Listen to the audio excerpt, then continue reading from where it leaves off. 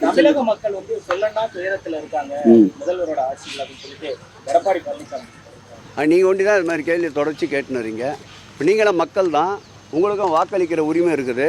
அப்படி சொல்லனா துயரத்தில் இருந்தீங்கன்னா காலையில் எப்படி ஏழுக்கெல்லாம் எழுந்து வந்திருப்பீங்க, நாங்கள் எப்படி ஏழுக்கெல்லாம் எழுந்து போயிருப்போம். துயரமே அவருக்கு தான். அடுத்த முறை நடைபெறப் போகின்ற 2026 சட்டமன்ற தேர்தலில் இப்பொழுது பெற்றிருக்கின்ற சட்டமன்ற உறுப்பினர்களுடைய எண்ணிக்கையை அடுத்த முறை 2026 சட்டமன்ற தேர்தலுக்கு பிறகு சட்டமன்றம் நுழைகின்ற பொழுது ஒருவர் இருவர் கூட உள்ளே நுழைய மாட்டார் என்ற துயரத்தில் தான் அவர் இது போன்ற துயரமான வார்த்தைகளை பயன்படுத்தி கொண்டிருக்கின்றார். அவர் வாயிலிருந்து மகிழ்ச்சிகரமான மங்களகரமான வார்த்தைகள் வருவது தவிர்க்கப்பட்டு 4 ஆண்டுகள் ஆகிவிட்டது. ஆகவே அவரிடமிருந்து வருகின்ற இந்த வார்த்தைகளை பற்றி நாம் கவலைப்பட வேண்டாம். மக்கள் மகிழ்ச்சியோடு எழுச்சியோடு சுபிட்சத்தோடு இருக்கின்றார்கள். குடமுழுக்கு ஏற்பாடுகள் எப்படி போயிட்டு சிறப்பாக நடைபெற்று கொண்டிருக்கின்றது.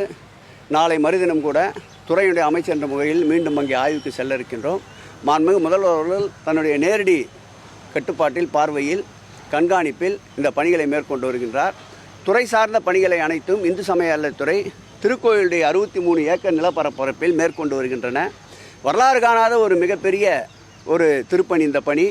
இதுவரையில் தமிழக இந்து சமய அறநிலையத்துறை வரலாற்றில் 400 கோடி ரூபாய் அளவிற்கு ஒரு பெரிய திருப்பணி குடமுழுக்கு நடைபெற்றிருக்கிறது என்றால் அது திராவிட மாடல் ஆட்சி நாயகன் எங்கள் மாண்புமிகு தமிழக முதல்வருடைய ஆட்சி காலத்தில்தான். அதற்கு தேவையான அனைத்து வசதிகளையும் மேற்கொண்டு வருகின்றோம். திருக்கோயிலை தவிர்த்து பொதுமக்கள் பயன்பாட்டில் இருக்கின்ற நெடுஞ்சாலைத்துறை மற்றும் நகராட்சிக்குட்பட்ட பகுதிகளிலும் மேம்படுத்துகின்ற பணிக்கு மாண்புமிகு முதலமைச்சர் ஆணையிட்டிருக்கின்றார்.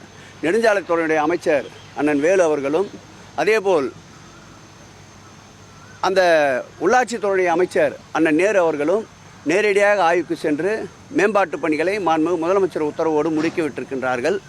அந்த பகுதியினுடைய நாடாளுமன்ற உறுப்பினர் அன்பிற்கினிய கனிமொழி அவர்களும் அந்த மாவட்டத்துடைய அமைச்சர் அருமை அண்ணன் அந்த தொகுதியுடைய சட்டப்பேரவை உறுப்பினர் அனிதா ராதாகிருஷ்ணன் அவர்களும் அந்த மாவட்ட அமைச்சர் கீதா ஜீவன் அவர்களும் ஒருங்கிணைந்து குடமுழுக்கிற்கு வேண்டான அனைத்து பணிகளுக்கும் துறைக்கு இந்து சமய அறநிலையத்துறைக்கு குறிப்பாக ஒத்துழைப்பை நல்கி கொண்டிருக்கின்றார்கள். இந்த குடமுழுக்கு சிறப்போடு நடைபெறும். இந்த குடமுழுக்கிற்கு பிறகு பக்தர்களுடைய எண்ணிக்கை 20% அந்த திருக்கோயிலுக்கு கூடும் என்பதை கணக்கிட்டு பல்வேறு அடிப்படை தேவைகளை வருகின்ற பக்தர்கள் கேட்டாற்போல் செய்வதற்கும் முடிவெடுத்திருக்கின்றோம். திமுக கூட்டணியில் புகழ்ச்சல் ஏற்பட்டிருக்கிறது. 4 ஆண்டு சாதனை பற்றி பேசாமல் எதிர்க்கட்சியை பற்றி திமுக பேசுதுன்னு பாஜக மாநில தலைவர் நயினா நாகேந்திரன் அவர் இது மாதிரி தூசு இருக்கிற இடத்துல நடந்துக்கிட்டே இருக்கார். இப்போ இங்கே நாங்கள் விட ஒரு 10 பேர் வேகமாக நடந்தோன்னு வச்சுங்க, தூசு இருக்கிற இடம் இங்கே புகைச்சல் தான் வரும். ஆனால் நல்ல ரோட்டில் நடக்க சொல்லுவது தெரியாது அவருக்கு.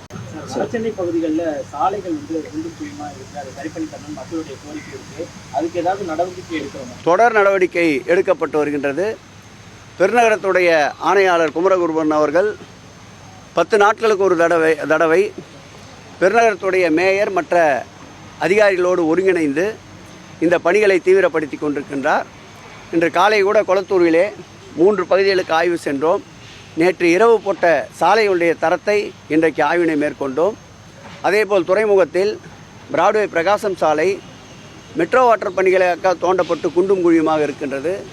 அந்த பணிகளும் இப்போ தற்போது ரெஸ்டோரேஷன் பணி நடந்து கொண்டிருக்கின்றன. ஒட்டுமொத்தமாக சென்னையில் ஏற்கனவே டெண்டர் விட்ட பணிகள் இடையிலே பருவமழை கோடைக்கால பருவமழை இருக்கும் என்பதால் அந்த பணிகள் சற்று தாமதப்படுத்தப்பட்டன. தற்போது கோடை கால பருவமழை இல்லை என்ற ஒரு சூழலில் அந்த பணிகள் விரைவுபடுத்தப்பட்டு இரவு பகலாக சாலை அமைக்கின்ற பணிகள் நடந்து கொண்டிருக்கின்றன. கணக்கிட்டு பார்த்தால் அடுத்த மாதம் ஜூலை 10ஆம் தேதிக்குள் ஏற்கனவே ஒப்பம் கோரப்பட்ட அனைத்து பணிகளும் நிறைவுறும் என்று நம்புகிறோம். செய்திகளை உடனுக்குடனும் துல்லியமாகவும் தெரிந்து கொள்ள சப்ஸ்கிரைப் பண்ணுங்க.